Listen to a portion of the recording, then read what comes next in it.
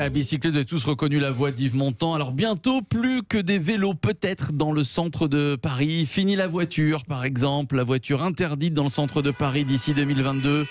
Alors, plusieurs autres villes ont cette ambition, comme Montpellier, par exemple, ou Marseille. Tiens, la ville de Montpellier, par exemple, on est à 22 km de longueur d'aire piétonne. Marseille s'est fixé un objectif, il y a un an maintenant, 0 voiture en centre-ville d'ici 10 ans. Alors, évidemment, pour les riverains, c'est plutôt une bonne nouvelle. En revanche, pour les travailleurs encore, je pense aux petits commerces, ça va devenir assez compliqué. Faut-il donc piétonniser les centres-villes? Vous votez sur Twitter et YouTube. On va faire un point sur vos votes dans quelques instants. Le 0826 300 300.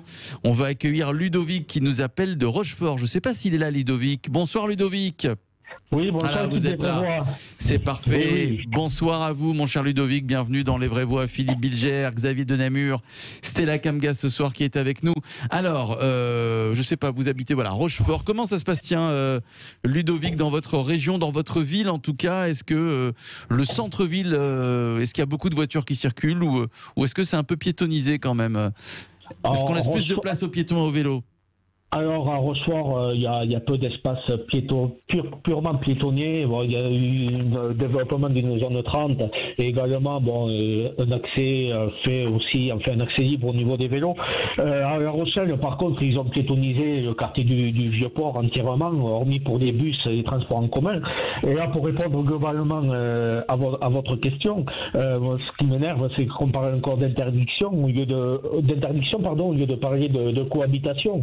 En fait, la politique d'aménagement du territoire et du développement urbain doit être équilibrée, penser à tout le monde, penser à toutes les contraintes. Je veux bien entendre qu'il faut lutter contre la pollution, certaines nuisances sonores, mais également pour l'environnement, repenser lien social entre les gens.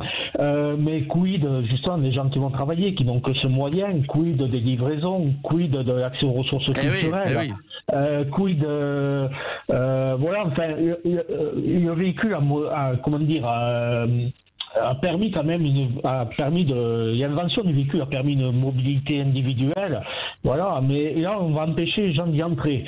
C'est ça qui m'énerve. Et puis il faudrait également redévelopper dans ce cas les transports, permettre les stationnements en dehors des grandes villes, redévelopper aussi les transports, mais dans des grandes métropoles. On ne peut pas forcément développer comme Paris, on ne peut pas développer davantage le métro.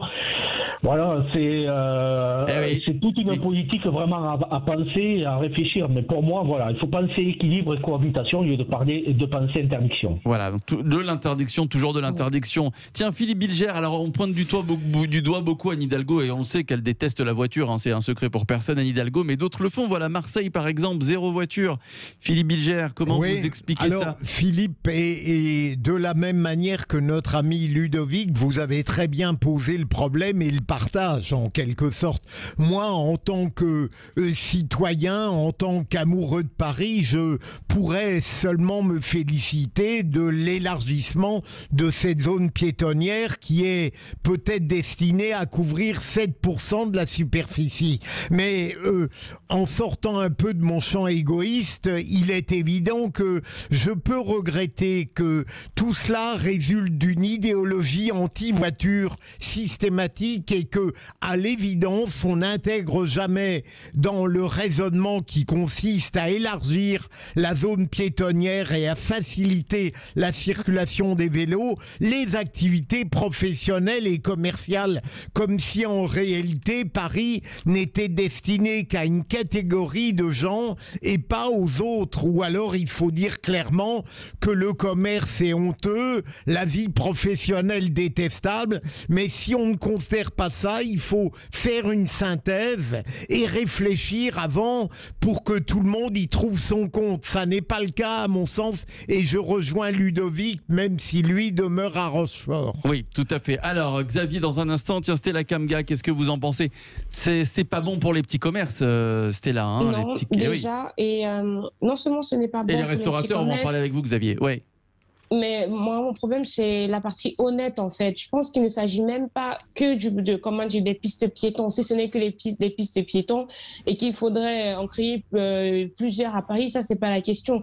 Mais le problème, c'est la suppression des voitures. Quand on supprime les voitures, ceux qui habitent en centre-ville, comment ils font? Ils se débarrassent de leurs voitures? Est-ce qu'ils auront des moratoires personnels? Comment est-ce qu'ils vont? Parce que quoi qu'on dise, la voiture, c'est pas qu'une histoire de luxe. C'est-à-dire que c'est des parents qui amènent leurs enfants rapidement à l'école pour en même temps se retrouver au travail. C'est un besoin. Maintenant, si on sort un peu de Paris et qu'on va dans les autres villes où clairement Paris a un net avantage sur la plupart des villes en France, c'est que Paris, c'est très bien desservi et on peut y vivre sans voiture. Enfin, pour ceux qui sont proches, qui vivent dans Paris, ça c'est vrai. C'est pas le cas des autres villes. Exactement. Les autres villes qui ne sont pas desservies, comme là où je vais, et je suis par exemple contrainte pour le coup de passer mon permis et d'avoir une voiture, comment je fais par exemple? Autant de choses, il faudrait y penser à tout. Et comme l'invité qui est passé, je pense que c'est Ludovic, vous avez invité, qu'il a dit oui, c'est une question de coexistence. Il faut juste pas supprimer pour pour le besoin de supprimer. Vous supprimez, vous remplacez par quoi? Et quelles sont les prochaines alternatives? Ou alors on peut imaginer des semaines, voilà, une semaine A, une semaine B, je sais pas, hein, je donne des exemples comme ça, une semaine A sans voiture, une semaine B avec voiture. Tiens, Xavier de Namur, alors on est tous d'accord, hein, Ludovic, Philippe Bilger, c'est là, et il y en a il est un peu seul contre tous, c'est Xavier de Namur. Pour vous, Xavier, si j'ai bien compris, c'est plutôt une bonne nouvelle. Alors déjà, il faut savoir de quoi on cause. Encore une fois, qu'il faut aller sur le site de paris.fr avant de parler, parce qu'on parle de zones de trafic limitées et que c'est ce qui existe dans les villes européennes comme Madrid, Milan, Rome. Je l'ai vu, moi, j'étais à Londres l'année dernière, j'étais aussi à Amsterdam, je connais très bien Copenhague, que j'ai visité la première fois, je crois que c'était en 81 ou 82. Et donc, ce n'est pas, de fait, on ne va pas retirer les voitures, c'est-à-dire qu'on va limiter pour que le moins de voitures possible rentrent. Les gens qui habitent le centre de Paris ont des voitures, pourront se garer et rentrer. Les livreurs, tout ça, ça va permettre aussi, quand on parlait des commerçants, de permettre des livraisons qui soient mieux, les artisans de mieux travailler. Tout ça, ça sera toujours possible. L'idée, c'est que tous les gens qui traversent Paris, etc., faut travailler. Alors, je pense pas, quand on dit ça, on peut faire une zone de limitation comme ça, mais ça sera pas piéton, c'est n'importe quoi.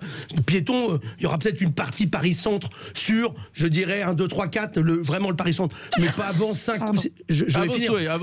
Pas avant 5 ou 6 ans, parce que ça demande de mettre par exemple des rues en plateau et tout, ça demande un boulot de malade, ça coûte très cher, donc ça va pas se faire en 2 minutes. On a du retard. Moi, encore une fois, j'ai vu dans des villes, comme je te disais tout à l'heure, j'étais à Copenhague la première fois, je crois que ça devait être en 82. J'ai vu des villes où tout d'un coup on avait des gens qui roulaient en vélo et qui roulaient bien en vélo. Moi, je me suis fait renverser par un vélo sur un trottoir dans Paris. C'est-à-dire que tout ça, c'est qu'est-ce qu'il faut cohabiter, c'est les voitures, les taxis, les vélos, et comprendre comment tout ça fonctionne pour que demain, effectivement, Paris respire. Les grandes villes ont besoin de respirer parce qu'on sait que ça tue plus, les pollutions tuent plus que le Covid. Donc ça, c'est une vraie catastrophe. Donc il faut réfléchir à ça. Il faut qu'effectivement les gens pensent qu'on peut vivre, quand tu as des enfants, une grande famille, c'est vrai que tu as besoin peut-être de ta bagnole, mais quand tu es dans Paris-Centre, moi j'ai des copains qui sont dans Paris-Centre, ils ont une bagnole, je dis je comprends pas.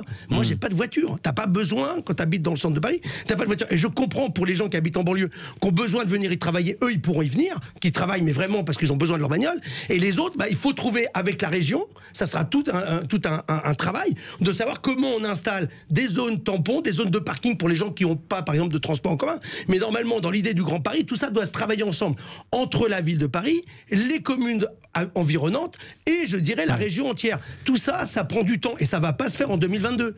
Donc il faut arrêter. Et ça sera pas piétonisation, ce sera pas une piétonisation totale. On aura toujours des voitures. L'idée, c'est de réduire. Et ça a déjà réduit. Par contre, ce qu'il faut, c'est construire un vrai réseau, transport en commun, vélo, etc. Bon, de toute façon, d'ici 10-15 ans, je ne sais pas ce que vous en pensez, Philippe Bilger, on aura les voitures volantes. Moi, je me souviens, il y a 25 ans, il y a 30 ans, quand j'étais tout gamin, on me disait qu'en 2015-2020, on volerait avec des voitures volantes. On n'y est toujours pas, hein, on est revenu au vélo électrique. Hein, qu'est-ce que vous en pensez, Philippe Bilger, avec la technologie d'ici une quinzaine, une vingtaine d'années?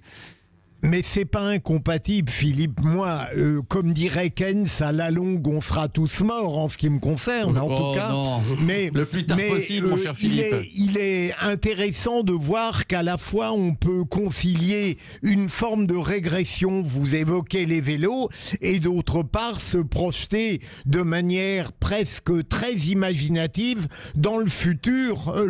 La modernité absolue n'est peut-être pas incompatible avec l'heureuse fameuse régression, mettre Ouais. ensemble le vélo et la soucoupe volante de demain. Ouais. Quoi. Alors, on vous posait cette question sur Twitter et YouTube. Paris-Marseille, la voiture est-elle condamnée dans les centres-villes? Score final, vous dites oui, voilà, oui à 71%. On passe tout de suite au deuxième débat des vraies voix. J'avais juste un truc à rajouter. Les vraies voix Sud Radio.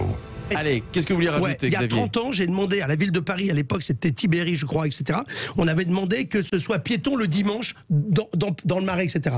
Tout le monde s'était foutu de ma gueule, etc. C'est Bertinotti, genre 15 ans ou 20 ans plus tard, qui l'a fait. Depuis, ça s'est fait. Et tous les quartiers de Paris, le dimanche, c'est Paris Respire, il n'y a plus de bagnole. Donc ça veut dire qu'on pouvait se foutre de la gueule de toi 30 ans avant et on voit que les choses, les mentalités, les choses se font et c'est possible. Eh ben voilà. Tiens, Toulouse, sûr. Marseille, Bordeaux, vous nous écoutez. On va vous envoyer Xavier de Namur d'ici quelques années. Votre ville respirera.